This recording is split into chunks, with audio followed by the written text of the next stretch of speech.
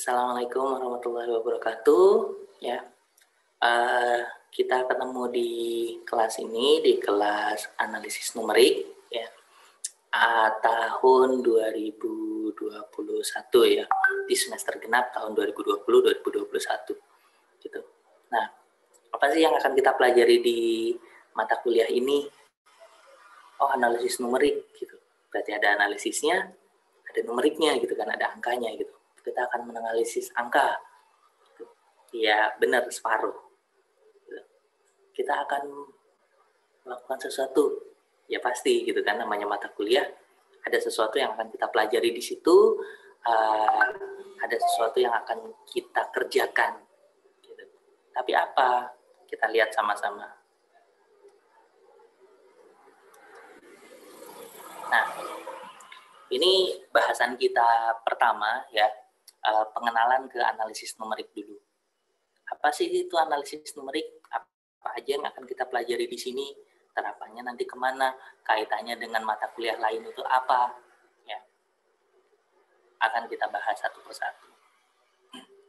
Sebelum itu, kita akan review dulu sedikit.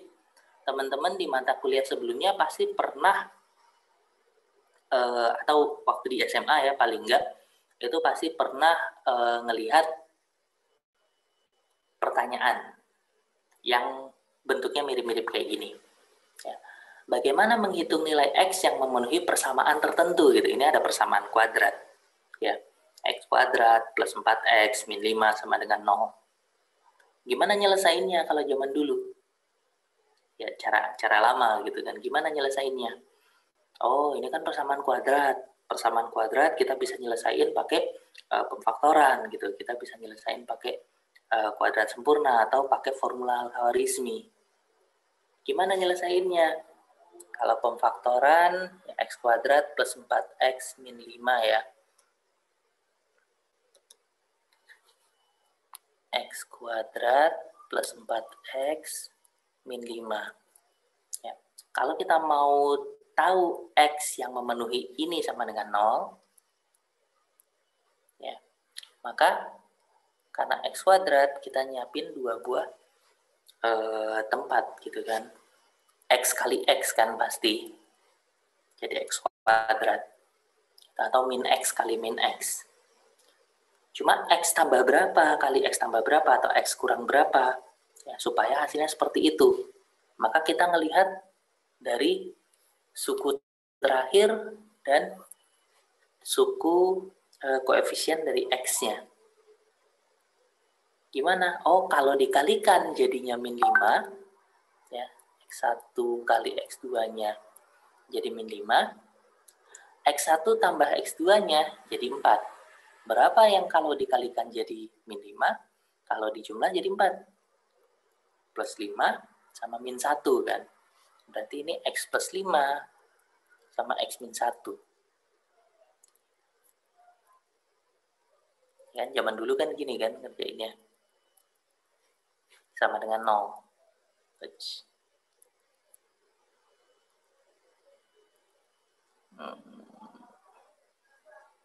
Sama dengan 0. Nah, kalau A kali B sama dengan 0, maka A-nya yang 0 atau B-nya yang 0 kan? Maka ini X sama dengan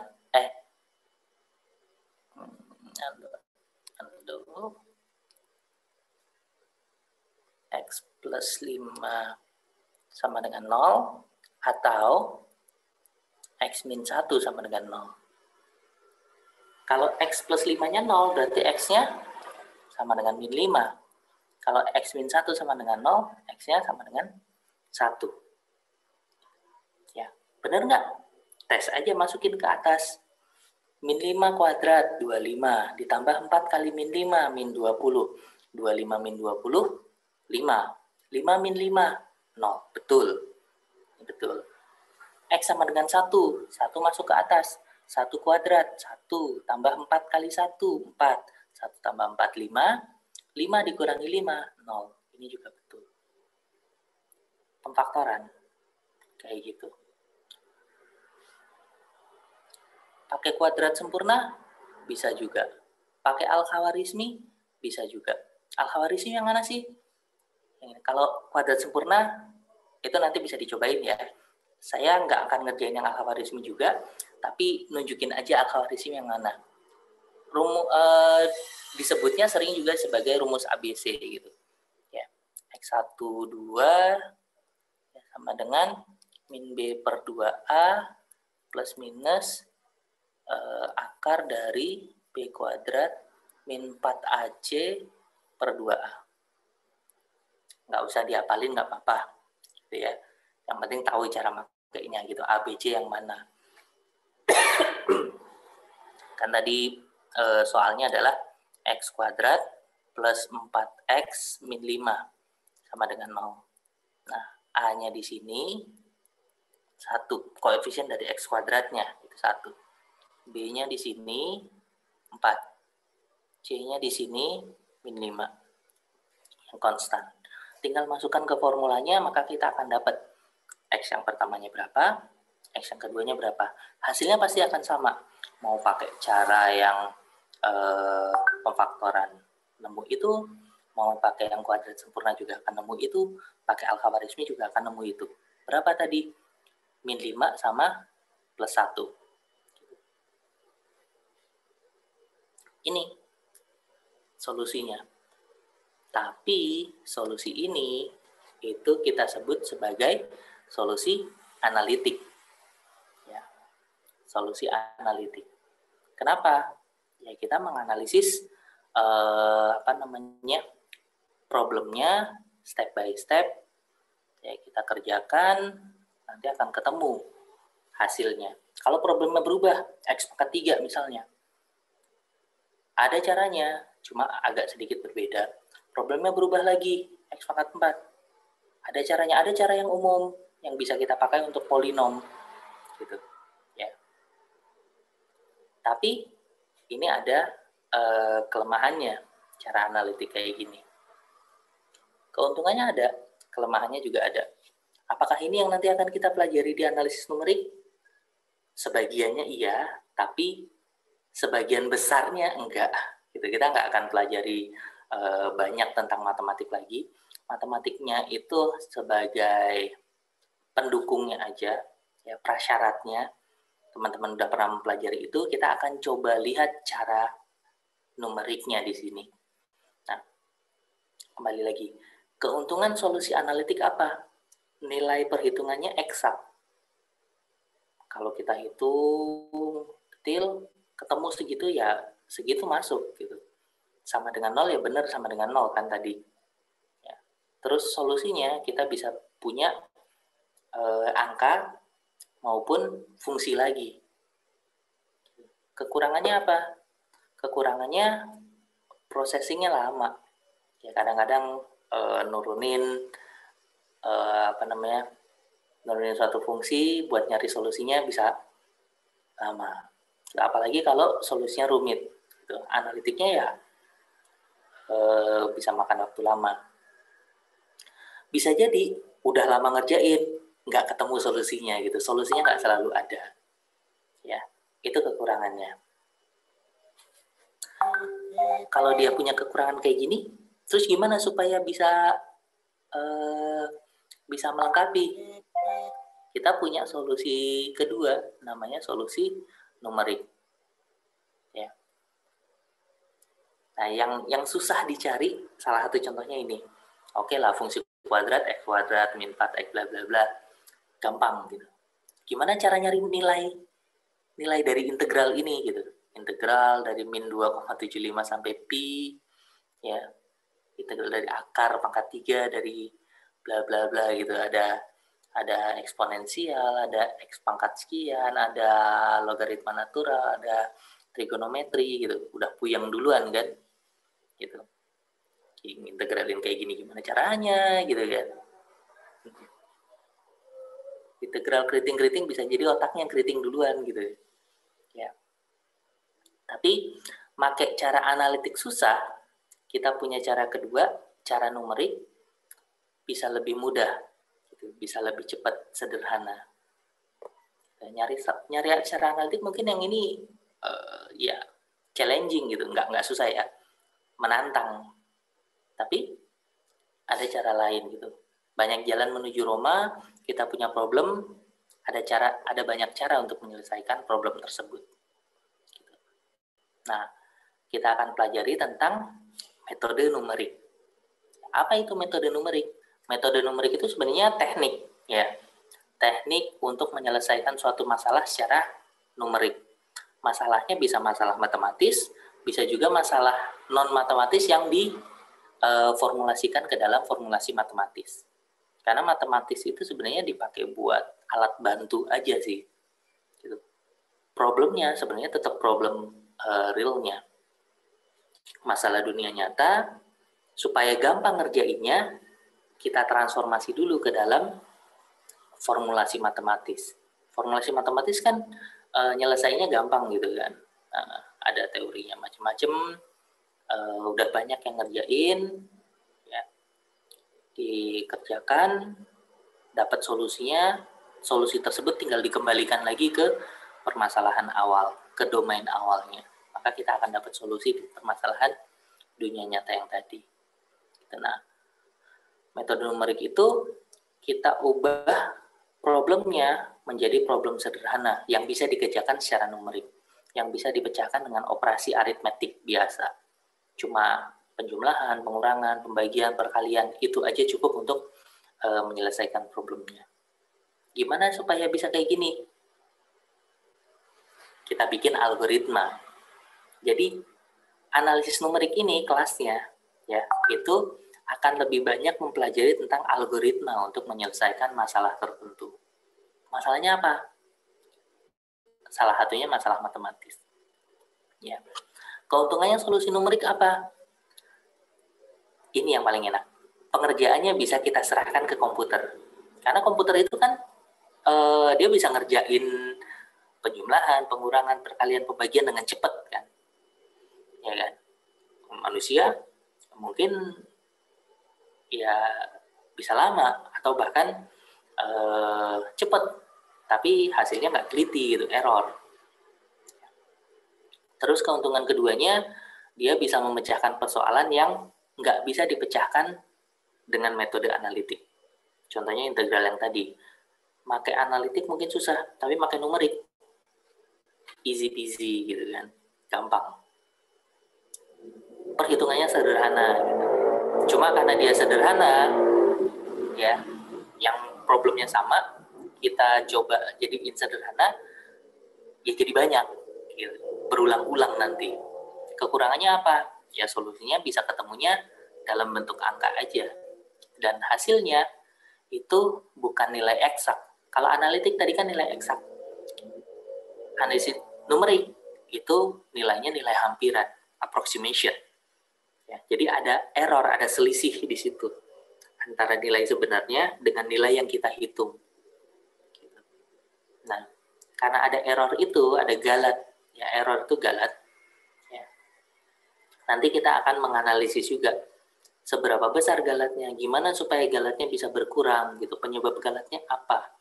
Gitu. Itu yang nanti akan kita coba lihat lebih lanjut. Yang ketiga, kekurangannya adalah perhitungannya lama dan berulang-ulang. Cuma kalau buat komputer, apalagi komputer zaman sekarang, gampang. Mau berulang-ulangnya seberapa banyak pun, komputer zaman sekarang udah cukup powerful untuk melakukan hal tersebut. Ya. Aplikasinya kemana? Pertama, dia bisa dipakai buat menyelesaikan problem matematis gitu ya. Problem matematisnya bisa dipakai untuk menyelesaikan masalah lain. Jadi tadi masalah dunia nyata kita masukin ke problem matematisnya diselesaikan baik secara analitik maupun secara numerik, dapat solusinya dikembalikan lagi gitu. Jadi bisa.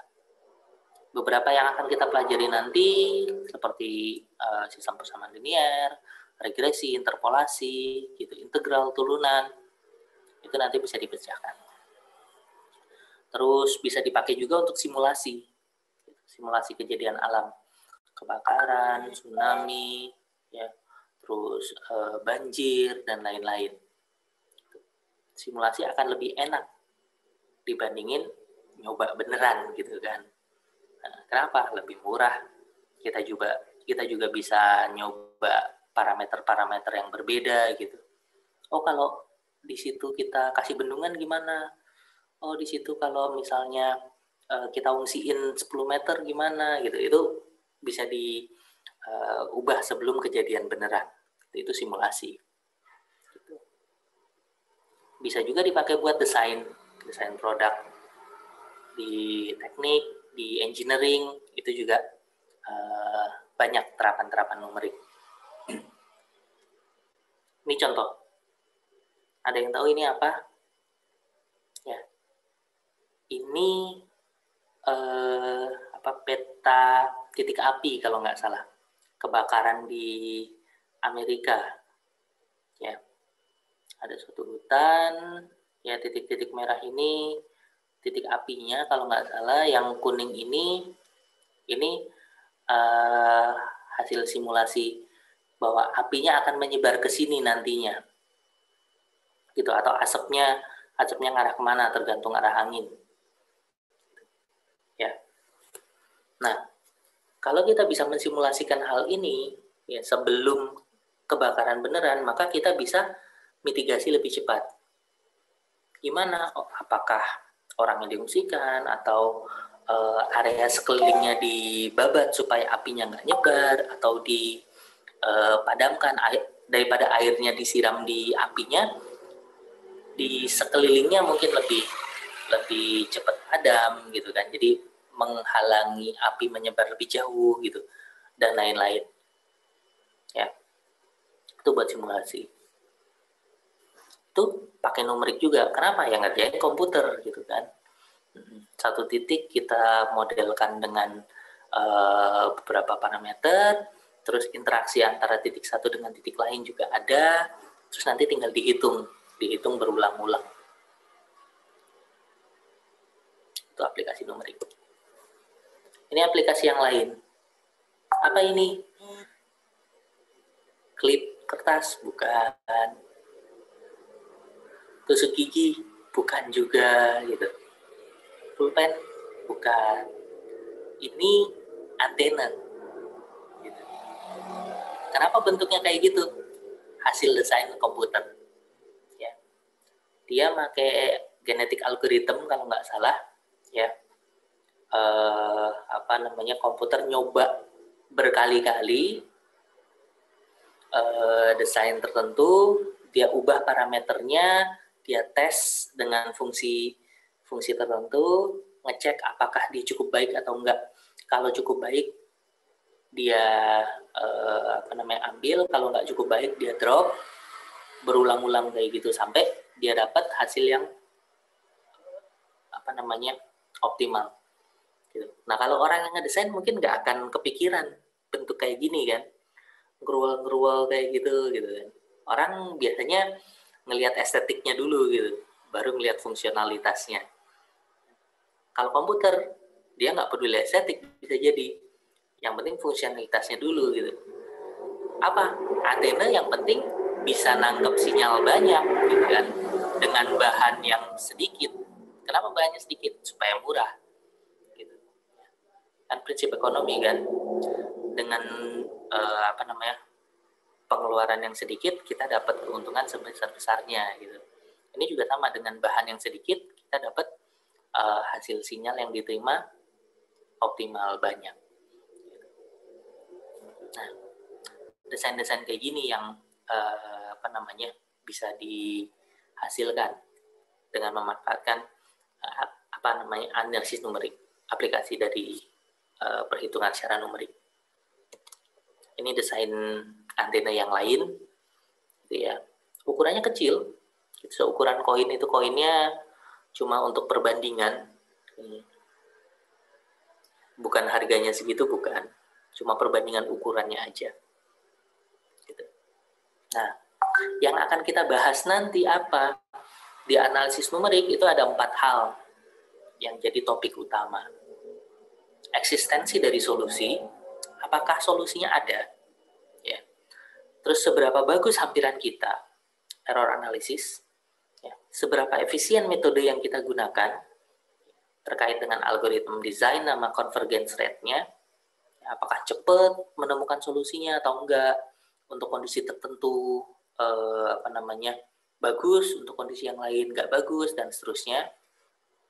Ya, seberapa efisien metodenya, sama apakah metode yang kita pakai selalu berhasil untuk semua kasus yang dikasih. Ya, masalah convergence. Convergence itu apa sih? Ngumpul ke satu titik. Jadi nilainya kan nilai hampiran. Jadi nanti kadang-kadang kita akan coba berkali-kali, kalau nilainya makin mendekat ke suatu nilai tertentu, berarti nilai itu yang kita ambil sebagai nilai hampiran. Tapi kalau misalnya lawannya gitu, makin lama makin menjauh, divergen, berarti nggak ada solusi yang kita temukan dengan cara tersebut. Bisa jadi bukan berarti nggak ada solusinya, kita nggak menemukannya aja. Gitu. Nah, 4 hal ini yang dipelajari di metode numerik, di analisis numerik. Ya. Buat menyelesaikan masalah di secara numerik gimana sih? Jadi tahapannya banyak sebenarnya. Dari modeling problemnya, ya, simplifying modelnya, habis itu kita memformulasikan secara matematisnya, programming, testing, sampai evaluasi. Di teknik informatika kita nggak mengerjakan ini semua. Untuk pemodelan, penyederhanaan model ini biasanya yang paham orang di domain tersebut dan orang matematik. Gitu. Formulasi numerik itu orang matematik dan orang komputer. Ya, programming orang komputer, operasional juga orang komputer. Jadi yang dikerjakan oleh orang TI atau orang SI itu dari poin ketiga sampai poin ke-5. Formulasi, programming, operasional.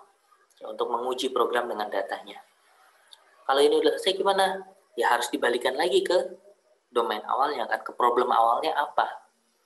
Gitu. Diterjemahkan lagi supaya kita dapat solusi di masalah yang awal. Ini juga nanti balik lagi yang ngerjain adalah orang di domain tersebut dan orang matematik. Contoh, misalnya kita mau mensimulasikan tsunami. Tsunami yang paham orang mana? Ya mungkin orang oceanografi gitu kan, yang banyak belajar di sana, atau orang fisika. Gimana sih persamaan gelombangnya? Itu yang paham mereka. Itu dimodelkan. Cuma kalau dimodelkan detail terlalu rumit formulanya. Ngitungnya juga nanti jadi lebih lama, makanya disederhanakan. Ada beberapa hal yang diabaikan. Misalnya efek gravitasi bulan nggak dianggap, atau efek angin dianggap konstan, atau permukaan pantainya itu rata, dan seterusnya. Supaya apa? Supaya lebih sederhana. Nanti kalau itu dapet, ya baru nanti ditambahin formula kasus-kasus yang lain yang lebih kompleks. Programming, operasional, sama formulasinya itu yang jadi domain kita sebagai orang IT. Nah, ini ada quote dari Om Albert, ya, Albert Einstein. Computer are incredibly fast, accurate, and stupid. Human beings are incredibly slow, inaccurate, and brilliant. Together, they are powerful beyond imagination. Artinya apa bahasa Indonesianya? Komputer itu cepat, ya, teliti, tapi bodoh. Gitu. Manusia itu sebaliknya. Dia lambat, nggak teliti, tapi pintar. Kalau misalnya mereka bekerja sama, mereka bisa powerful, melebihi bayangan kita.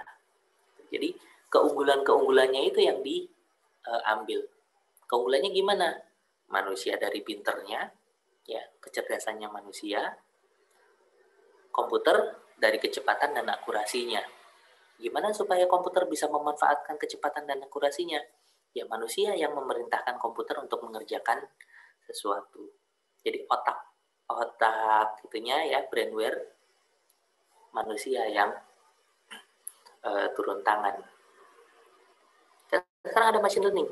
Ya, machine learning itu komputer berusaha untuk meniru kemampuan manusia. Jangan sampai sebaliknya kayak yang ini. Ya. Apa ini? Oh, di suatu lab nun jauh di sana, ya, mereka mengatakan bahwa teori itu adalah saat kamu tahu segalanya, tapi nggak ada yang bekerja. Nothing works. Praktek, ya praktikum, adalah saat sesuatu itu bekerja. Semuanya bekerja. Ya, tapi nggak ada yang tahu kenapa. Nah, di lab ini, teori sama praktek digabungkan. Gabungnya gimana? Nggak ada yang bekerja dan nggak ada yang tahu kenapa. Gitu. Nah, di sini justru yang negatif-negatifnya yang diambil gitu. Ya, jangan sampai kejadian seperti ini gitu. Ya. Apa? Komputer sama manusia bergabung. Stupidnya dari komputer, slow dan inaccurate-nya dari manusia gitu ya. Jangan sampai kayak gitu. Yang kita inginkan adalah yang positif-positifnya yang masuk, ya kan? Nanti kita akan banyak pakai komputer, ya kita akan praktek juga. Kita akan praktek menggunakan Python ya untuk penerapan dari algoritma-algoritma yang akan kita pelajari, ya sekaligus untuk menunjukkan perilaku dari si komputer tersebut ya terkait dengan errornya. Komputer akan kita pakai untuk programmingnya, untuk mempercepat perhitungannya.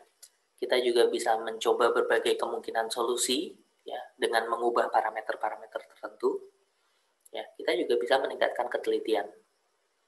Gimana meningkatkan ketelitiannya? Tergantung metode apa yang nanti kita pakai. Apakah metode yang langsung atau metode tidak langsung. Kalau metode yang langsung berarti metodenya yang harus kita intercept, kita kasih sesuatu di tengah-tengahnya. Tapi kalau metode yang tidak langsung, yang iteratif, ya bisa jadi iterasinya yang kita tambah. Gitu. Atau sama, kita ubah sedikit di tengah-tengahnya. Nanti tergantung metodenya. Tapi kita akan bergantung banyak ke komputer di sini untuk mempelajari analisis numerik. Kenapa? Supaya kerjaan kita lebih mudah, gitu kan? Kita serahkan kerjaan perhitungannya ke komputer. Manusia yang mikir aja.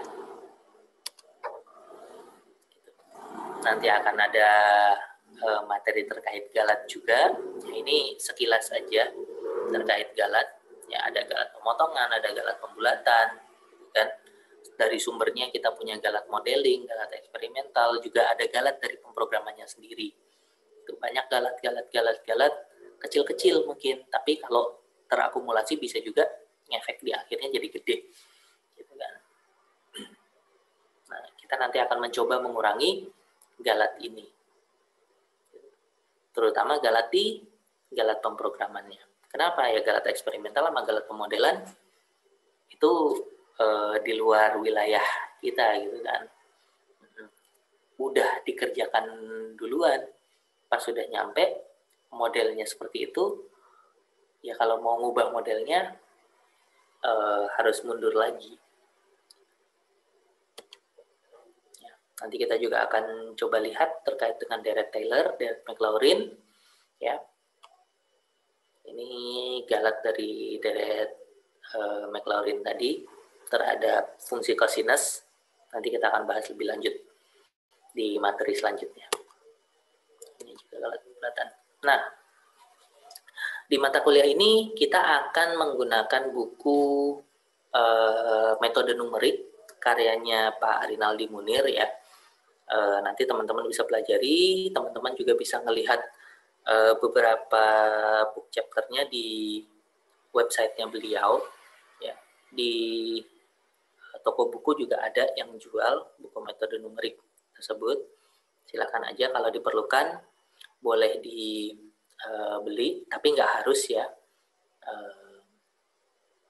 Silakan dipelajari.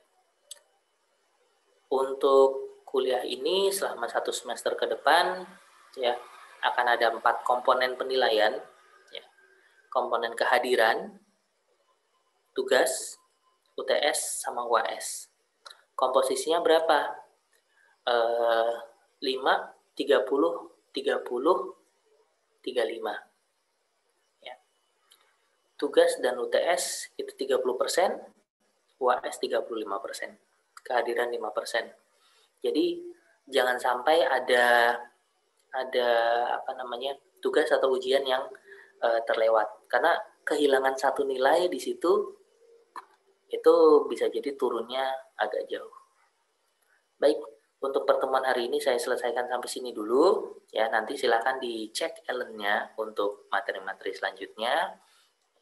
Kalau misalnya ada pertanyaan boleh ditanyakan di grup Telegram. Ya, terima kasih atas perhatiannya. Assalamualaikum warahmatullahi wabarakatuh.